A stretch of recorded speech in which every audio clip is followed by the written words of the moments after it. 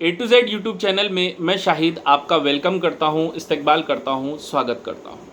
Thumbnail पर जैसा कि आपने पढ़ ही लिया होगा कि शिक्षक भर्ती फेज़ 2 सवाल जवाब यानी क्वेश्चन आंसर।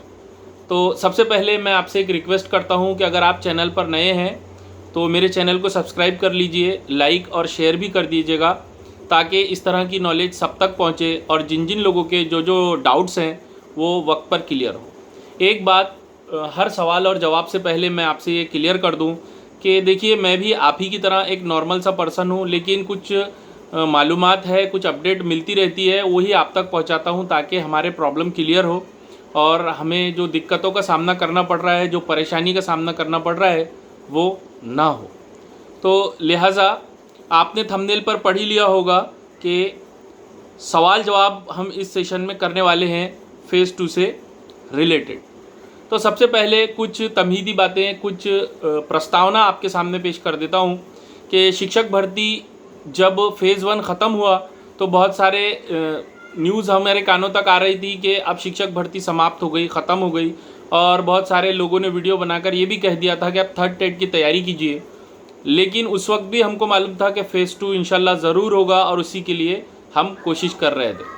अब एक बात आप समझिए कि जो भी काम पूरे तवक्कुल से, उम्मीद से किया जाता है वो ज़रूर कामयाब होता है। ये तजुर्बा है सभी लोगों का। तो लिहाजा हमने भी फेज़ 2 की कोशिशें जारी रखी, कोशिशें की और आज ये नतीजा आपके सामने है कि फेज़ 2 की बहुत सारी पॉजिटिव न्यूज़ हमारे तक आ गई हैं। अब बात 50-50 है, कुछ पॉजिटिव भी आती है, कुछ निगेटिव भी आती है, क्योंकि आपको मालूम है हर मामले में दो तरह के लोग होते हैं। एक जो चाहते हैं कि इस तरह से हो और दूसरे वो होते हैं जो चाहते हैं कि अब ना हो, थर्ड टेट हो। जैसे शिक्षक भर्ती के मुतालिक ही कि वो लोग ज्वाइन हो गए हैं या जो भी लोग ज्वाइन हो गए हैं, बस अब थर्ड टेट की शुरुआत करना है और उनके पीछे उनके ज़ाती मकासद भी हैं, उनकी क्लासेस हैं, उनकी और दीगर चीज़ें हैं और ये उनका हक़ है। लेकिन फेज़ 2 हमारा भी हक़ है, जॉब हमको मिलना चाहिए, इसके लिए हम लोग कोशिश कर रहे हैं। लिहाजा सीधे अब सवाल जवाब की तरफ चलते हैं। इसी में शायद हमारे सारे मौजू कवर हो जाएंगे मेरे ख़्याल से। तो सबसे पहला और बार बार जो मेरे को सवाल आता है और मैं इस सवाल का हर किसी को जवाब देता रहता हूँ और वो यही सवाल है कि फेज़ 2 होगा कि नहीं। तो इसका मैं एक जुमले में अगर जवाब दूँ तो फेज़ 2 ज़रूर होगा इंशाल्लाह। फेज़ 2 ज़रूर ज़रूर ज़रूर होगा। क्यों होगा?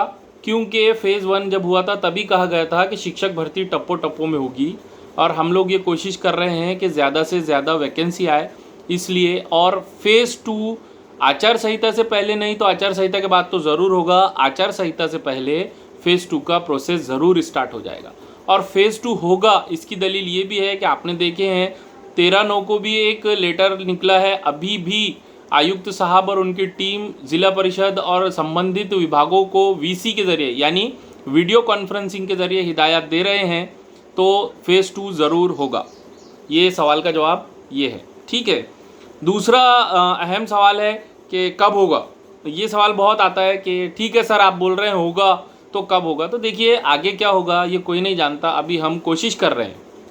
लेकिन फिर भी मैं आपको बता देता हूँ कि फेज़ 2 जल्द होगा और हो सकता है कि फेज़ 2 कंप्लीट इलेक्शन के बाद हो, आचार संहिता के बाद हो, लेकिन फेज़ 2 का प्रोसेस अभी शुरू होगा। हमारे पास 4-5 दिन अभी और बचे हैं। 7 तारीख तक हमने जो तय किया है कि अगर 7 तारीख तक कोई प्रोग्रेस हमको नहीं दिखता है तो हम लोग आगे की कोशिशें करेंगे, लेकिन यानी आंदोलन करेंगे। लेकिन अभी हमारे पास बहुत सारा वक्त है, तो हम लोग जो निवेदन हमने दिया है जगह जगह, वहाँ जाकर उसका फॉलोअप ले सकते हैं। उसके मुतालिक सिर्फ आपको एक ही बात कहूँगा कि याद रखिए, आप अकेले ना जाएं। लोकल के अगर कोई सोशल वर्कर या नेता वगैरह हैं तो उनको ज़रूर साथ में ले जाएं। तो कब होगा तो इसके लिए बता रहा हूँ कि प्रोसेस जल्द स्टार्ट होगा और हो सकता है इलेक्शन के बाद कंप्लीट हो। तो इसके लिए हमको थकना नहीं है, हारना नहीं है और ज़हनी तौर पर तैयार रहना है। हमेशा चीज़ें वैसी नहीं होती जैसी हम चाहते हैं, टेक्निकल प्रॉब्लम्स होते हैं। और वैसे भी फेज़ 2 डिले होने के वजह जो है, डिले होने का जो कारण है वो ये है कि उसमें SC/BC आरक्षण ऐड करना है, फिर उसको ऐड करके मावक से चेक करवाना है, फिर उसके बाद पवित्र पोर्टल पे अपलोड करना है, फिर जाहिरात आएंगी। तो इस तरह से होगा। बहुत सारे लोग एक और सवाल पूछ रहे हैं, क्या आचार संहिता के दौरान शिक्षक भर्ती का प्रोसेस जारी रहेगा?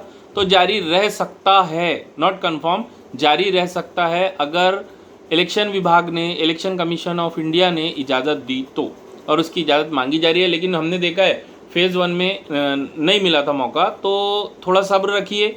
लेकिन कम से कम मुझे ऐसा लगता है कि प्रोसेस स्टार्ट होगा या हो जाना चाहिए 7 तारीख तक, एडिट का ऑप्शन वगैरह मिल जाना चाहिए। तो दूसरा सवाल यही था कि फ़ेज़ 2 कब होगा?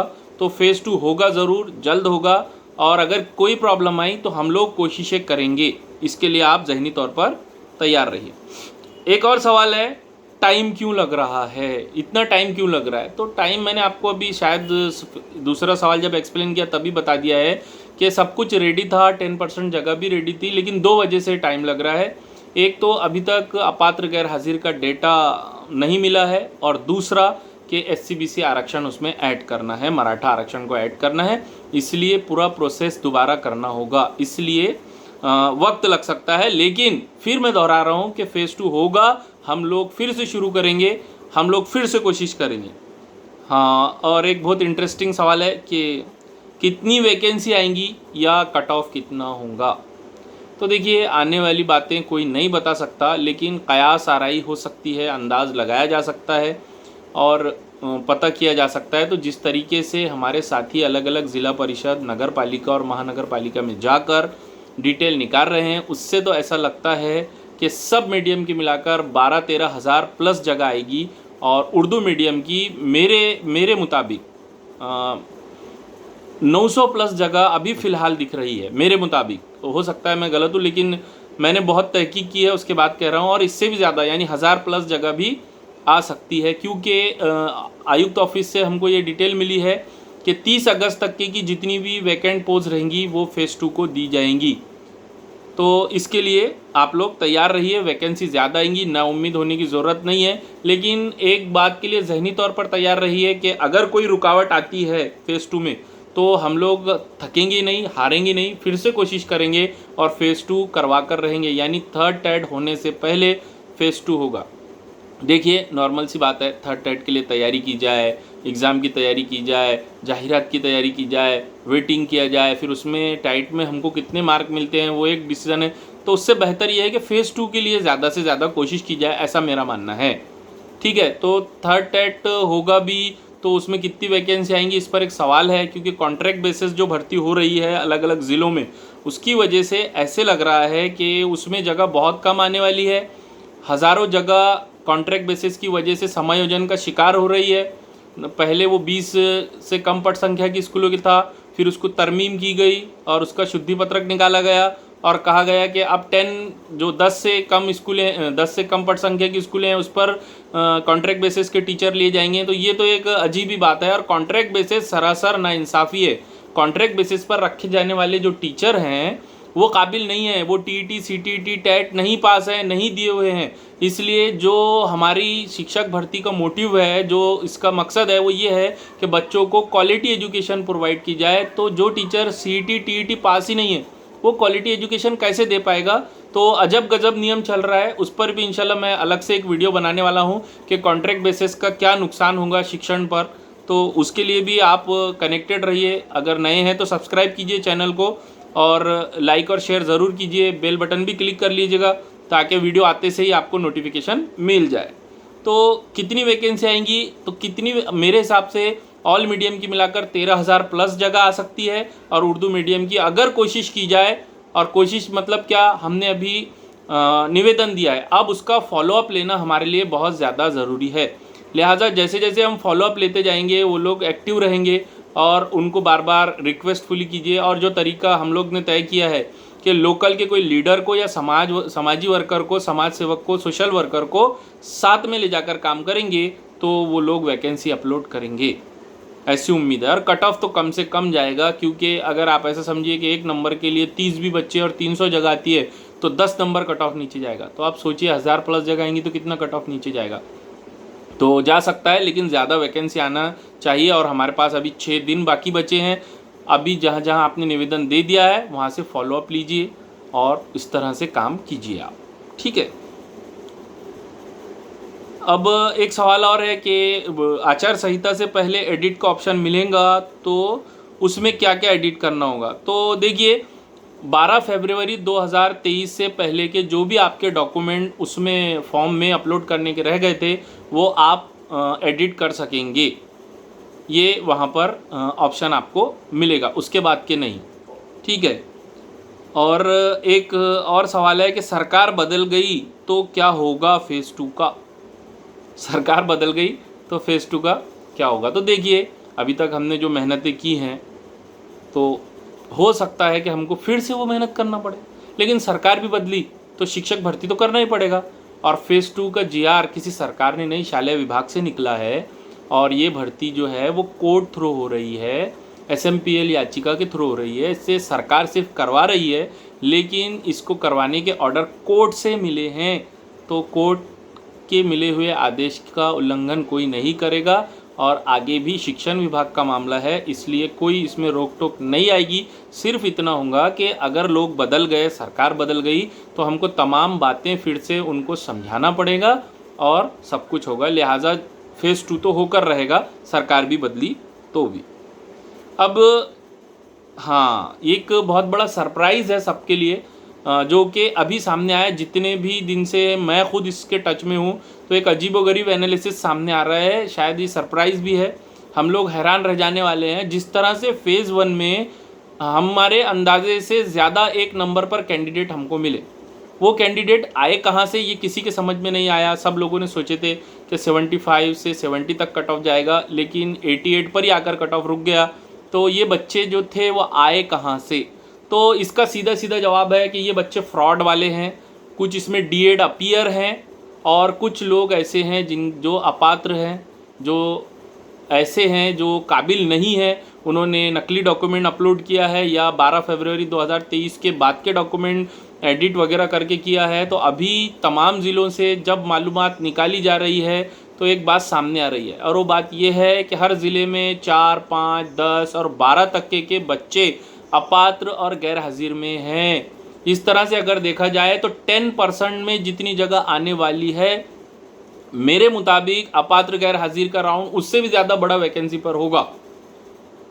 हाँ, मैं फिर से एक बार दोहरा दूं कि हम लोग हैरान रह जाएंगे जिस तरह से फेज़ 1 में हम हैरान रह गए कि इतने सारे बच्चे आए कहाँ से। तो अभी अपात्र गैर हाजिर जब ये बच्चे होंगे तो ये बात भी सामने आएंगी कि इतने ज़्यादा अपात्र और गैर हाजिर कैसे हुए, ख़ासतौर से उर्दू मीडियम के लिए कह रहा हूँ मैं। तो बहुत सारी वैकेंसी आ सकती है और ये हमारे लिए एक सरप्राइजिंग पॉइंट होगा। तो इंशाल्लाह ऐसा ही हो, आप सब भी दुआ कीजिए। हाँ, एक और इम्पॉर्टेंट सवाल है कि माजी सैनिक का क्या होगा। तो माजी सैनिक के लिए हमने निवेदन भेज दिया है आयुक्त साहब के पास और वहाँ से पॉजिटिव रिस्पांस मिला है कि हम लोग इस पर मुनासिब कार्रवाई करेंगे, मतलब वो कन्वर्ट टू ओपन में करने की हमने उनसे गुजारिश की है। तो उन्होंने हमको ये आश्वासन दिया है कि हम लोग मुनासिब कार्रवाई करेंगे। हमारा निवेदन पहुँच गया है और जल्दी हम इस पर एक ईमेल मुहिम भी चलाने वाले हैं ग्रुप पर। तो आप लोग ईमेल भी कीजिएगा कि जो माजी सैनिक की वैकेंसी है अगर वो नहीं मिलती है तो जीआर के मुताबिक, उर्दू जीआर के मुताबिक ख़ास तौर से उसको कन्वर्ट टू ओपन कर दिया जाए या उसको दूसरे कैंडिडेट को दिया जाए। तो माजी सैनिक का भी प्रॉब्लम सॉल्व हो गया। अपात्र गैर हाजिर बहुत ज़्यादा होने वाले हैं, इसकी भी फिक्र नहीं करना है। और आखिर में बस आपसे यही कहूँगा मैं कि थोड़ा सा सब्र रखिए और कोशिशों के लिए तैयार रहिए। हमको बार बार कोशिश करना है, थकना नहीं है। ये हमारे हक की वैकेंसी है, इतने आसानी से नहीं मिलने वाली।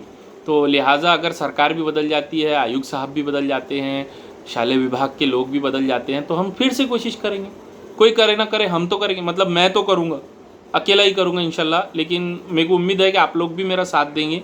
तो हम लोग कोशिश करेंगे और अपने हक की वैकेंसी लेकर ही रहेंगे, अपने हक की जॉब लेकर ही रहेंगे। अभी फ़िलहाल जाते जाते सबके लिए एक हिदायत है कि हम एक माजी सैनिक के लिए ईमेल मुहिम चलाने वाले हैं, तो उसके लिए आप लोग सब तैयार रहिएगा। हम लोग जल्दी वो भी करने वाले हैं। और साथ ही साथ बहुत बहुत इम्पॉर्टेंट बात कि फॉलोअप लीजिए।